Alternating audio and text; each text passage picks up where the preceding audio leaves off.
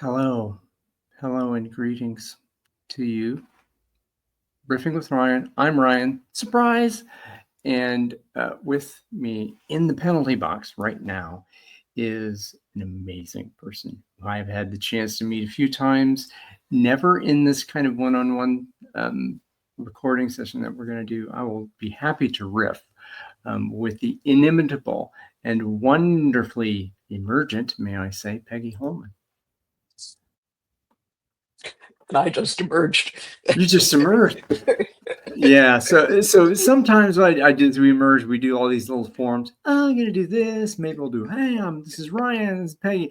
I think what I would like to do here today, let's just be here and be with each other. I would love that.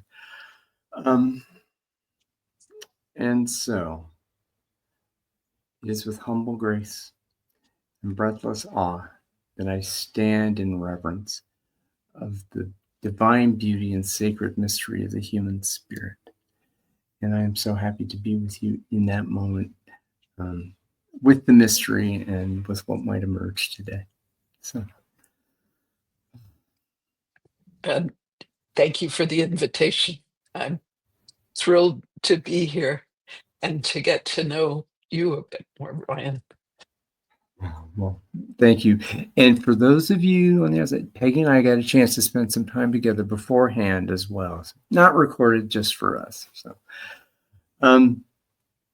So as we've been kind of going back and forth recently, the themes that came up.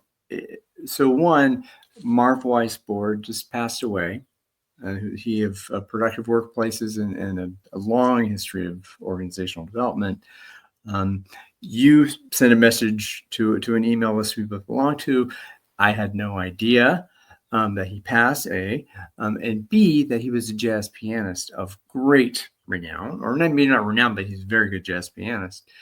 So that was a connection here with that I didn't know. The second thing being, the second of three, I came to know Peter Block recently through a few different sessions, and then I got to reading all of his books. You know, I go on a block party, and one book that came up was a book called Activating the Common Good, a great, fantastic book. And what should I find in the middle of that book is on the topic of journalism, a chapter on this person over here, Peggy Holman. And like, I've known Peggy Holman, I kind of knew she was in the journalism thing, but then I read this about your work and how it connected to you. I kind of on the book on the top level, and I wanted to go deeper with that. And then, so here we are. And the article from 2020 that I just read. And so I would like to know, before I seed any more here, what would you care to bring to this space today based on what I have said? Journalism and what the journey has been and what its implications are as I learned about it, and what the implications are with what's happening today and not happening today, needs to happen today. So what I've learned, having had a foot in the world of systems change, with my own heart center in open space, and a foot in the world of journalism, because journalists are cultural storytellers, and the stories they're telling us right now are not serving us well. And so that's unfortunately more true today than when I started working with journalists in 1999. And I do see, as often is the case, out of ashes, as things collapse, new things are born. And so I see glimmers of hope, even in the journalism world. So that brings up a few things for me in terms of the Berkana model. I think you mentioned that in one of your articles about the cycle, the two cycles, the two loops there. And that, and also from our conversation prior, what you're saying now is about grief. You know, that there's the loss, there's the grieving, and they don't really happen in a sequence, right? There's the shock and anger, this is the denial. Kubler-Ross fans, okay, I'm going to repeat this for you, but Harrison Owen, our shared inspiration, he had a different way of describing that I really loved and found that. So there's the loss, the grief, the shock and denial, then there's open spaces, silence. You know, and well, memories. So memories and then open spaces, silence, open spaces, despair, and then vision at the end of that, you know. And so that grief cycle, I'm very interested that kind of came into our conversation because it's been coming into many of my conversations recently too. How would you make that? Does grieving and loss, how does that come into how you are currently perceiving the journalism as it exists today? Actually, I realize my beginnings, what brought me into working with journalism, is tied to grief and loss, because I got into working with that world when there was a racially motivated shooting in 1999 at a Jewish community center in Los Angeles. And at the time, I was actually doing a lot of work with appreciative inquiry, which is very much about storytelling.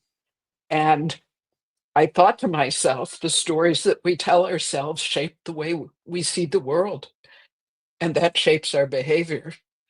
And journalists are cultural storytellers, and this, as I just said, the stories are not serving us well.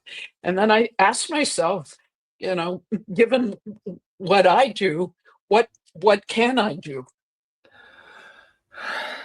And I talked to the two main influences on my work have been Harrison Owen, who you've talked about, and a woman named Ann Stadler, whom you also know. And I think of them as the godfather and godmother of open space, because it took the two of them to put it on the map. And you know, that story about Anne isn't often told, but Harrison actually put us together. He told us both, you need to meet each other. And we both were busy. So it was kind of well, he kept nagging us long enough until we finally found a time, sat down for lunch, and it was love at first sight. And I bring up Anne now in the context of journalism because she was a broadcast journalist for a number of years before she ran into open space. And so I told her I wanted to work with journalists.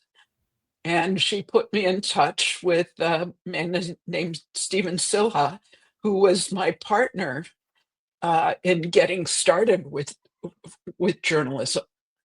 And Stephen arranged this conversation with what turned out to be the incoming president of a national journalism organization. He was, at the time, he was the editor of the Spokane Spokesman Review newspaper, but he was the incoming president of the Associated Press Managing Editors, which was a national association. And Chris asked us a provocative question. He said, what would it take to have a national conversation about the future of journalism? Now, he asked that question in 1999. And because I was new to working with journalists, I had no idea how dramatically unusual how radical it was for the editor of a newspaper to ask that kind of forward-thinking a question. Oof. And what a vulnerable kind of question to ask. And that I don't know. That just because I have this title and because I'm convening all these people who have authority, I don't know. Well, the story goes on. We begin, I'm now asking myself, what does it take to change a social system like journalism? And Chris invites us to do an open space. Apparently, one of the duties of the president of APME, which is, an annual, it rotates every year. Well, his year in the presidency, he's responsible for the annual conference. So this is by the time this comes around, by the time he's gotten to know us as the three of us are, thinking about reimagining journalism, with another man named Cole Campbell, who is also quite farsighted. He invites us to do an open space at the APME conference, which by now it's 2001. And the conference is in October Oh my 2001. gosh. So 5 weeks after 9/11, right? So in the lead up to preparing for this, he's getting all kinds of advice just to cancel. And he tells me, as the four of us, Chris and Cole and Stephen and myself, were on the phone, and he says, I'm not canceling because of the open space principle, whoever comes to the right people. So that was pretty cool. And I'm asking the question because open space is so centered in the clarity of a calling question and an open invitation to whomever shows up. I'm asking the three of them, what is our calling question? What is it that makes this worthwhile? Why do this? And as the four of us checked in around, what's at the heart of this, we came to the focus for the open space, which is how do we do journalism that matters in a world gone mad?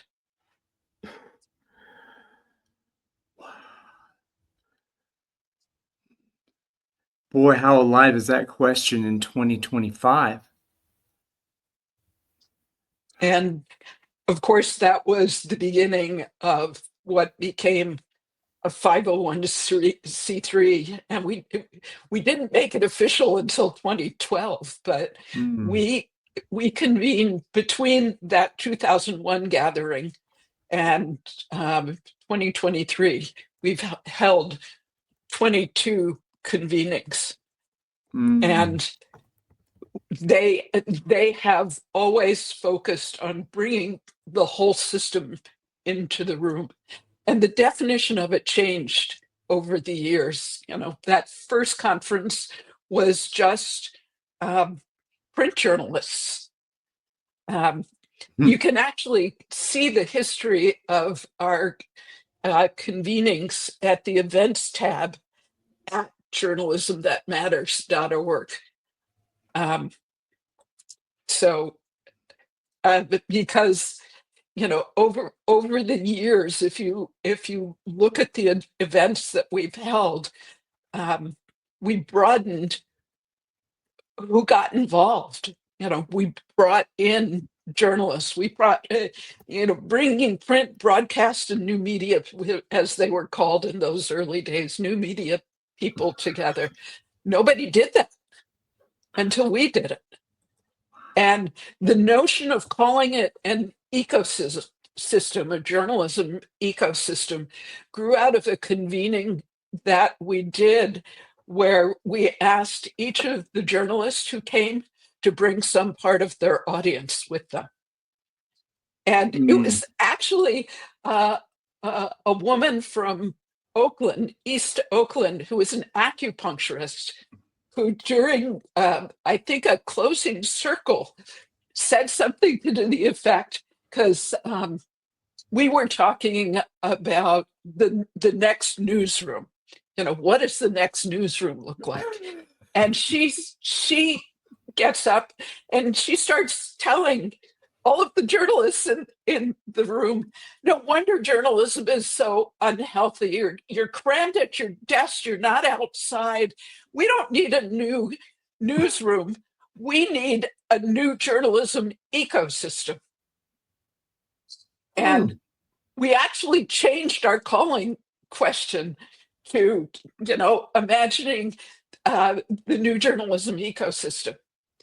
And the term ecosystem started making its way into the zeitgeist. So, and I had somebody tell me years later, as there were spin-off conferences that tried to do the same kinds of things that we were doing, which really evolved into a practice of journalism that today gets called engaged journalism, that is really about working at the intersection of journalism and community, and has grown principally in local journalism. And it is where I see hope, because there is a renaissance going on in local journalism. But I was talking to the guy who was organizing a conference, and he said, everyone who's considered a rock star, a leader in this world, points back to a journalism that matters experience as the source. And I described it once as going from, that feeling of, are we just spitting in the wind? Does any of this make any difference whatsoever? To when things gelled, when we partnered with the Agora Journalism Center at the University of Oregon and ran a conference called Experience Engagement, that really brought the journalists and audience members and others who cared about the relationship between journalism and community for the sake of communities and democracy. But it was there that the metaphor for me shifted from spitting in the wind to the seeds of a dandelion's clock spreading. Oh, that is so many words. I can't count all the words that kind of are coming together in that the idea of citizenship and ownership and togetherness and coming together in so that when people come close together, what emerges from that, right? And I know emergence is a big a core topic for you as well, and that the stories emerge from people being together in citizenship together with people who they may not have met before. Yeah. This stranger, like I've got my audience over here, you got your audience over there, and this they may be like Overton window, like, and what does it mean when people like that show up for a calling question to own take responsibility for what they love and take and passion to say, what is journalism? What is this practice that we have? And I don't know if I can do this. I'm putting a link in the chat to the Journalism That Matters website, and you can see a history of the evolution of the kinds of questions that we asked and who came on the events page. I will put that. I think we have. Said it. That's on the screen. I will. What I will do, since I don't tell anybody, but we're not streaming this live right now. This won't go, I can't put it in the YouTube comments now, but I will put it in the show notes later. But for sure, make sure that people engage with the journalism that matters, or the history of events. Now, if they're open spaces, now again, I'm going to get into a little bit of my bugaboo about open space. There are not always proceedings that come out of open space. People get kind of These two. Yeah. So these are journalists. They write the best notes I have ever read. Well, and I've noticed from being in open spaces with you is that you are a copious note taker, and that you have the skill of being able to receive and send. So and how powerful is it to have folks who can do that and stay present to what's there, and at the same time, not all of us have that gift, right? Some of us are just talky people, and sorry, I'm a talky person, but no apologies. But yeah, so there's the proceedings. The other thing I wanted, the open space side of it that really strikes me about the journalism that matters events and what you're talking about is it is so important to take time with the theme and with the invitation, and to make sure that if we're going to call a whole boatload of people together and going to set an open circle and an open agenda, there's got to be some juice there. Yeah. There's got to be juice there. I mean, that's the foundational. As a matter of fact, I'll tell you a journalism story about coming to a calling question, because my way of coming to a question tends to be to bring the diversity of people, of whomever brings the topic to me, who needs to be in the room. Something I've actually learned from Marv Weisbord and Sandra Janoff. You mentioned Marv's passing, and they have a wonderful way of framing it, which is you want the people who are in with authority, resources, expertise, information, and need.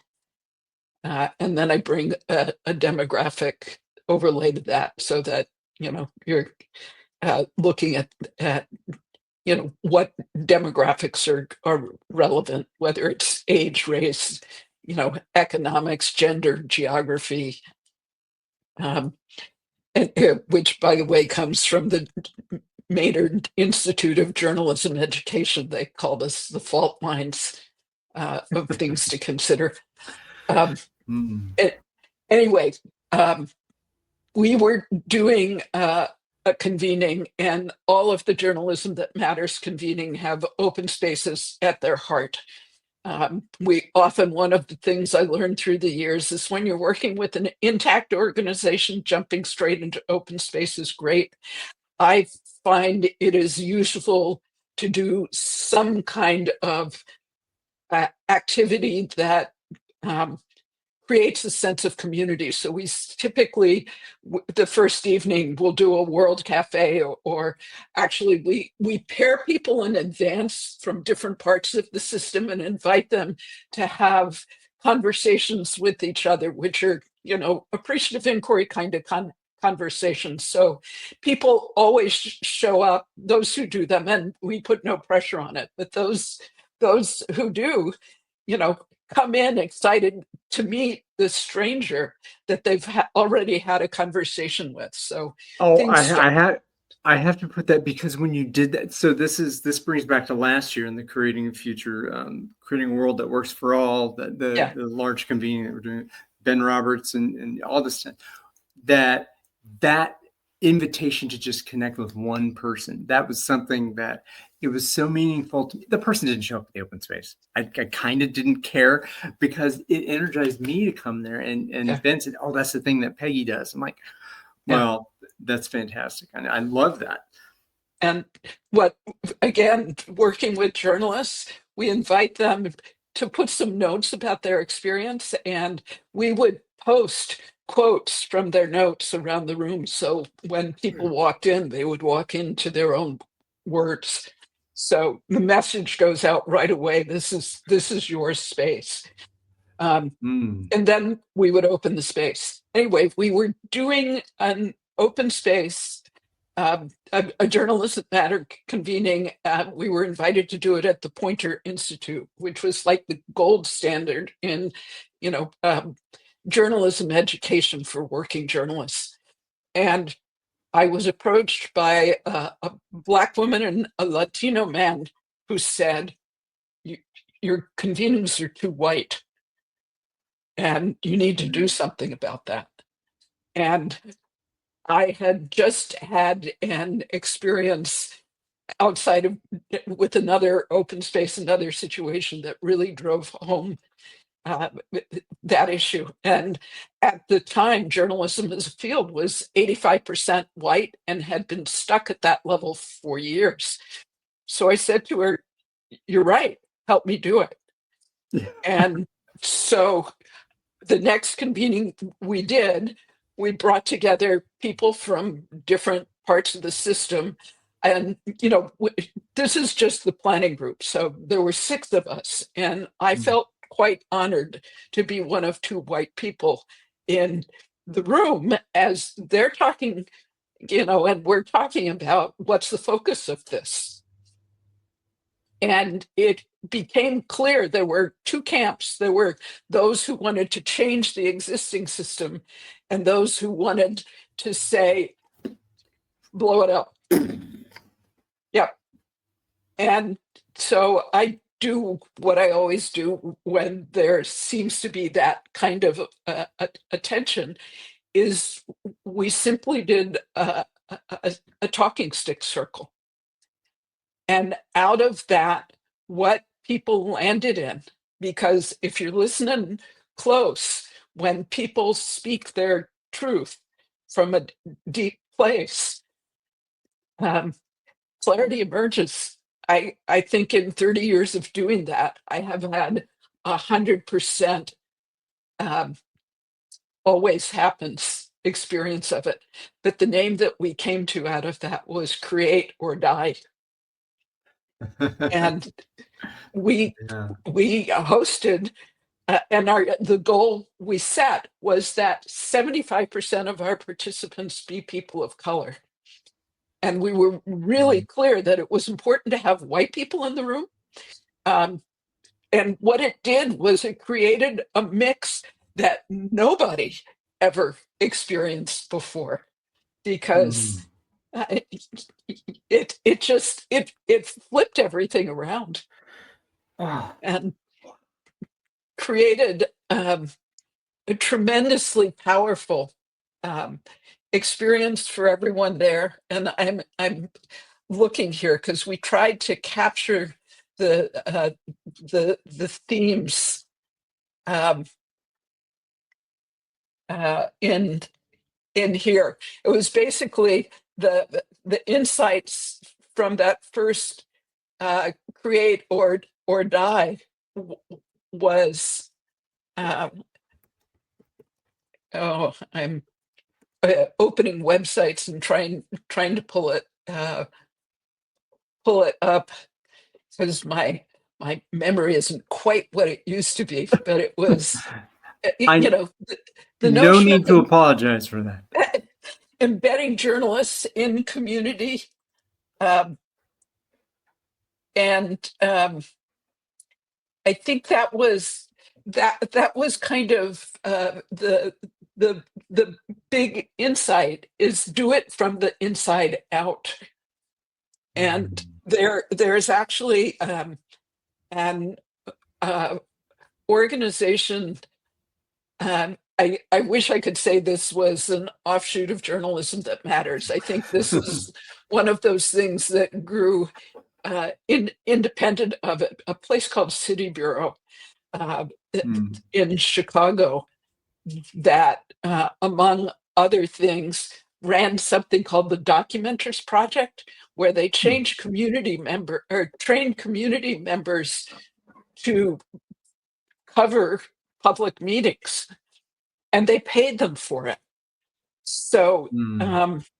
Documenters has now grown to, I think it's more than 20 locations around the country. that it is reinventing what local news looks like, because it is guided by public engagement. And one of the co-founders of it is now involved in creating something called News Futures, which has just an inspiring set of principles of what local news needs to be. So News Futures is another current place to check out in terms of the direction that journalism is headed. And I'm going to drop that link into this chat here for you to be able to share. For sure. We were racing on our browsers in the background to find the right links. So yeah, I'll put that up on a banner for the screen for those who, when watching this, if you're inspired to go to newsfutures.org.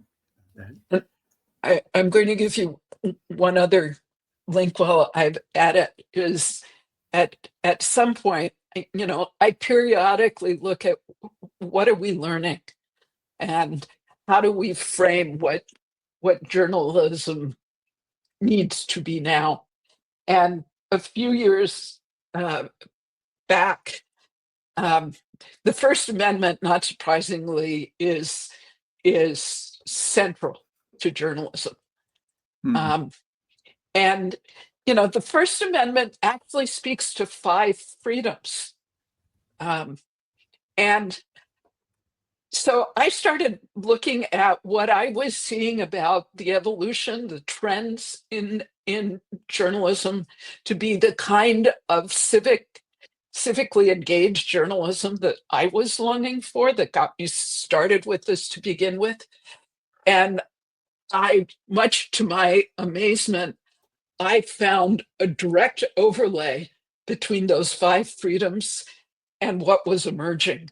And I'll share an article that at that link, you'll see a table that makes those connections. And, the trick of it was, how do you deal with freedom of religion? Well, the aha for me was that for the white land-owning men who originally, framed this thing, religion was the form of diversity that they embraced. So if I put a 21st century overlay on it, I think of religion as a move from the freedom to express who we are. And the shift going on is from a monocultural way of approaching what we do to a multicultural way. And that the trend, particularly in local journalism, is about community first. And that is fundamentally about inclusion and belonging. So I said I wouldn't do this, but I'm gonna show this this diagram here on the screen because I think it's so important about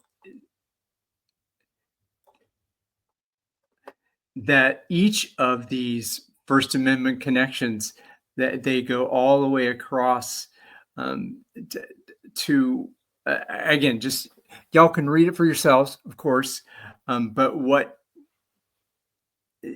I'm speechless because each of these shifts is a fundamental flip from what has happened and what is happening, and this literalist and maybe early or late 18th century idea of what these things meant, from lecturing to listening. What more open space? How much more open space could you be than that? From people stage on the stage to being really in with people. And again, from my favorite new author of From Problems to Possibilities, right? In the 6 Conversations of Peter Block. So go to that article, go to Peggy's Substack, read that, please do. It is a it's a treasure trove of just wonderful insights about this. And this article, as I recall, this was 2020, wasn't it? Yeah. That This was in sounds about 2020. right.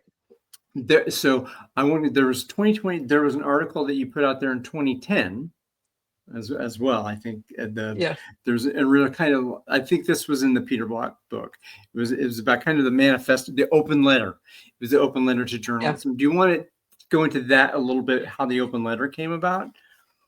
It actually came out of that same Pointer conference that I was talking about earlier that led to Create or Die.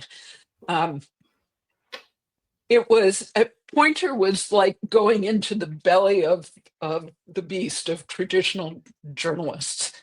And we had some of the emerging, what they called bloggers at the time, but new media people in the room. And so there was just this, and there were some activists present. And I remember watching these conversations going on as investigative journalists were coaching the activists on how to get investigative journalists to listen to them, and the activists were coaching the investigative journalists. So it was awesome to watch those kinds of exchanges. And this gnarly old veteran investigative journalist talking with young tech savvy journalists who ended up doing collaborations together afterwards so they could, the youngster wanting to learn investigative journalism skills and the investigative journalists learning how to tell their deep, important stories in ways that young audiences, were visual and that they could relate to. So that was the kind of stuff happening there. And there was enough going on that I came away. And I remember there was something that triggered me about, here are the things that you need to know from an audience point of view. And it led to my writing that piece. Which brings me right into this moment as well, because I'm Gen X, right? So then, and I'm seeing, I'm the old geezer now in the room, right? Don't know. What that makes me, it's hard to say. But. Well, and I think so. There's a coming of age of those of my generation. Some of us are saying it's important to acknowledge and receive the wisdom that has happened before us, and to honor that. And what is the calling for folks in my cohort to say, how do we connect what this knowledge has been gifted to the world to those who have come after us, right? That's one piece. And now then, okay, so I'm observing what's happening now. I used to read magazines. I used to read newspapers, but I kind of got impatient with the newspapers. So I went to YouTube videos and stuff. But then the millennials the attention span's shorter, and now the Zeds and the alphas and that the attention span is so minute and as foisted at them. And how do stories that matter, how does journalism that matters show up for a generation of human beings who are, they're offered only 30 to 60 seconds at a time? What does that look like? And what's the calling for those of us who want to tell deeper stories and invite connection? What does that mean? So the closest that I can get to that is one of the publications that I follow from the journalism world is from the API, American Press Institute. I believe is what API stands for. Just a little aside, the story of TLA's they go through 3 stages. There's the stage where you don't know what they mean because you never heard of them. The stage where you know what they mean and can put it into language when you're just kind of getting present to it. And then the stage where you don't remember what it means anymore because it's so ingrained. Anyway, Mm. I'm kind of, I hope in that third stage. And anyway, I'm seeing a lot of stuff about journalists working with influencers right now, Mhm. and connecting that relationship, growing trust, collaborating. And I think it is in large part to learn how to reach that younger audience. So it's exciting to me to see journalists from way back in the beginning, where the idea of doing anything novel was forget it. It was something to distrust, Yeah. to a generation of journalists that have grown up in uncertainty and are beginning to discover where things like objectivity. Oh, I think that was the thing that pissed me off at Pointer is is objectivity is about the unintended side effect of being objective is it ends up maintaining the status quo.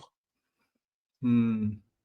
And um, because anything new, whether it's a different audience or working across, um, with people who didn't grow up in the priesthood of journalism, um, where they stopped listening. Um, so the idea of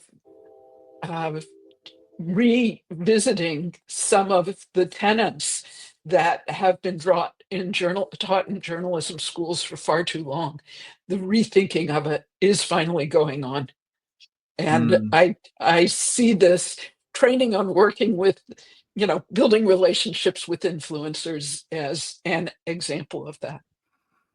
Mm. Whew. The working with influencers is an interesting thing that I'm thinking about. Well, many of the influencers are unabashedly ideological in their frame, and regardless of what direction you come from, and that how do those influencers, how do you bring those folks into the same space and Mhm. allow them to know each other's stories? And this kind of goes to Meg Wheatley too, right? How can Yeah. you hate someone whose story you know? And that how do we, okay, oh right, so the storying there is so important. And that's a question, how do you do it? Well, you open space Yeah. for it naturally, but how does that happen? Um and uh, oh God, boy, that's so alive in me. I forgot what else was there. Um, I wanted to. This kind of came from before. The way you're talking about this, that the association of journalists, that you come to know it, then you come to be an advocate for it, and then it's just part of you, right? Well, that brings out the idea of being a musician, about in jazz, because when I started out playing, I didn't know how to play cornet at all, so I had to learn the embouchure. I had to learn just the Uh-huh. very basic B flat scale, and then eventually I learned how to improvise very early. Just do that with your kids if you can. Absolutely teach them how to improvise. And I learned I only know one note, and two notes, and three notes. Then you get good at those three notes, and oh my gosh, there's multiple scales, there's multiple keys. Now I got to get good at those, and learn a little tune. I got to practice that tune, and then eventually, from a jazz musician's standpoint, you learn about multiple scales, multiple modes, and then you practice them, and then they become part of your They're in you. fingers. Yeah. That's the flow. It's right that Yeah. and you're not thinking about it yet. You're just singing your song. You're playing your instrument, and the beauty of doing it with others who also know that how beautiful is that this idea that we know how to communicate. We are communicating on the deeper level because we have the shared language of of how to communicate thoughts and how to share stories and build stories together. That's the jazz of journalism, I think. And that you talking about, you learn the notes, Yeah. you learn the notes, and now you can write beautiful music with those, with your instrument of self. But boy, it takes breaking out of orthodoxy. Um, th- Well, how do you there's, get to Carnegie yeah, Hall, Peggy? How do you get to Carnegie Hall? Practice. You yeah, practice, man. And but the orthodoxy is another thing. Again, that's how do we're all swimming in this idea of you got well, if it leads, it bleeds. and the breakdown and breakthrough are things like solutions journalism. This is an organization that has grown that teaches journalists the skills of not just reporting on the problem, but look at who's done something about that and what can we learn from them.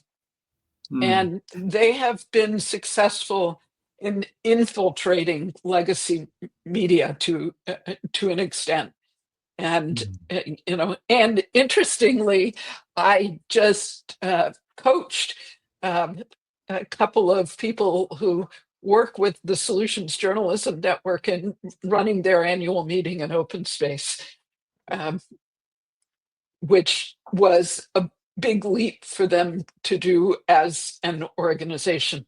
Actually, I think uh, National Public Radio is out ahead in that as well. For a number of years, the Journalism That Matters uh, board chair um, ran engagement and strategy for uh,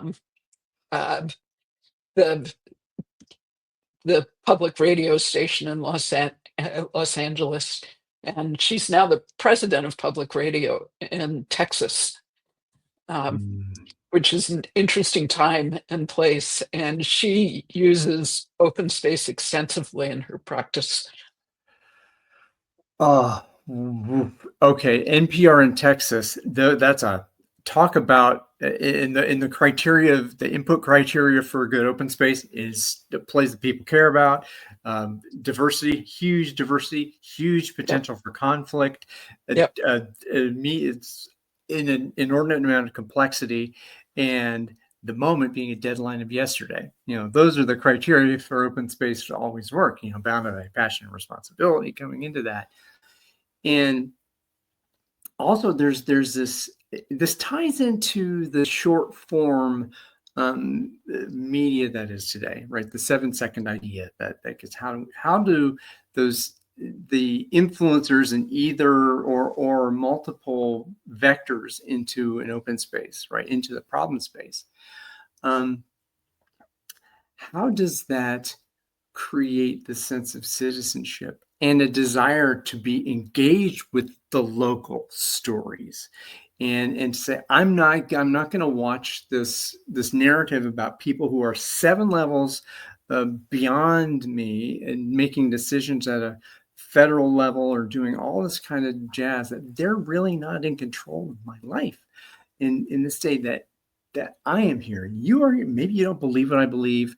Maybe you don't want what I want or know what I know, but it's important that we live here in the same space, in the same neighborhood. So what does it mean for people who, and this is speaking to the youth. This is speaking to the folks who grow up and who, 18-year-old was born in 2007, right? Wow. When the iPhone came out, and they grew up on iPads and YouTube. What does citizenship look like for those folks who are so disconnected from the long form media? And I mean that's a huge topic there, Peggy. I don't expect you to solution that right now, but that's what comes in mind to me with this conversation. And we take it forward. So it sounds like a great topic for an open space. Doesn't it? And yeah. Um, and I I know there are people working on that one. I'm not close enough to it to give you any insights beyond that comment about I know that there's work going on to connect journalists and influencers in constructive ways. So there's a recognition of they need to do it differently. Yes, And well, that means the people out there who might be watching the conversation that we're having, as we both shared in the universe, that it's important. Let us know where we can come in open space. You know, we have the we don't, as a society, we don't need any more tools.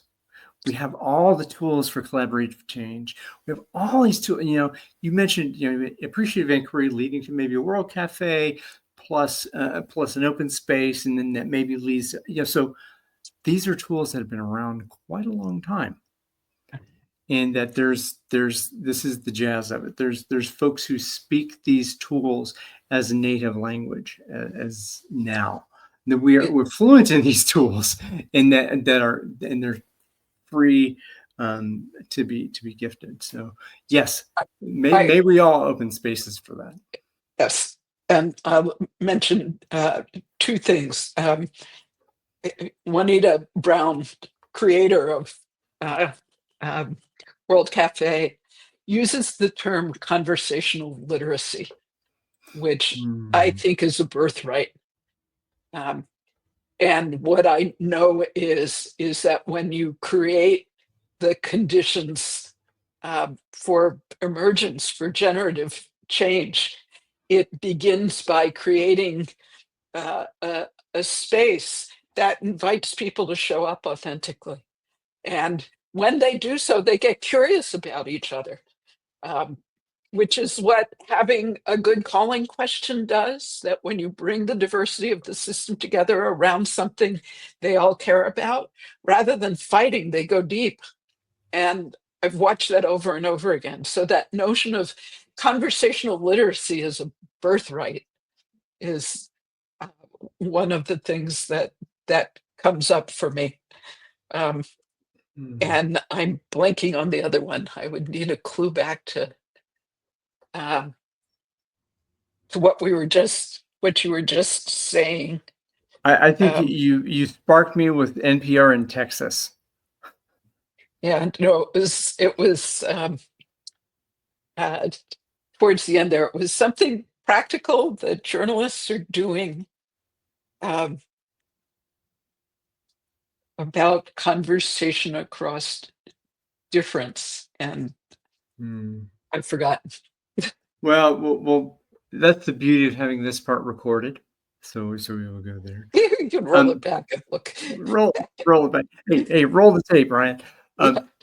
So this, as we are, I'm already beginning to grieve the loss of our parting, and grieving in advance.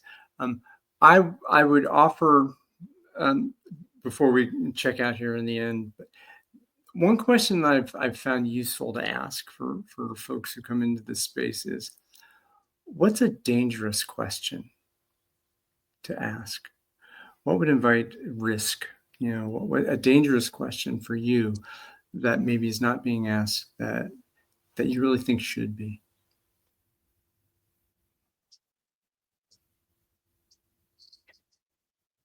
So what I'm pondering is what you mean by dangerous question.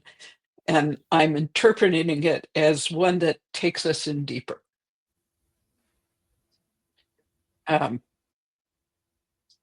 And you know, you named some of this earlier. It's a question that we care about, and that there are strongly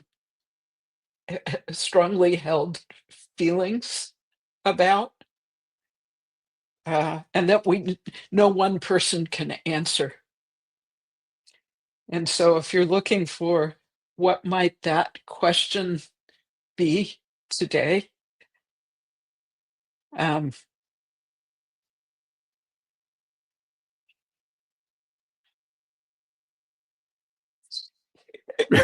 Well, what is I haven't journalism. So what is here's journalism that matters in a world gone mad? That I think deserves the mic drop. What is journalism right now in a world? What is journalism that matters in a world Or that's what do going? we need from journalism that matters in a world gone mad? I think that Mm, question is more vital today than even immediately after 9/11. yeah. Mm.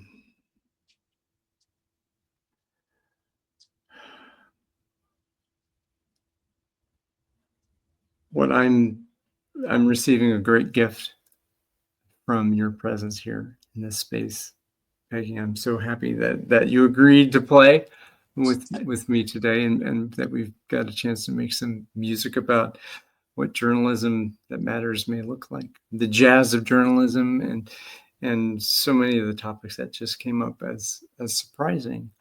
And I'll end that with the fifth principle. Wherever it happens is the right place, and it has happened right here. So I invite you to close out before we close out. So, uh, Ryan, I would accept your invitation anytime. Thank you for your questions and this weave of jazz and open space and journalism that we've been exploring are all near and dear to my heart. So thank you for caring. Thank you for your provocative questions. And I'm I'm leaving with the joy of, what's the dangerous question we need to pursue right now, uh, as Mm, something I want to hold on to. So thank you for that. mm. You're quite welcome. Well, this is the time, Peggy. I have to send you into the penalty box. And wave to the folks out there in internet land. See ya.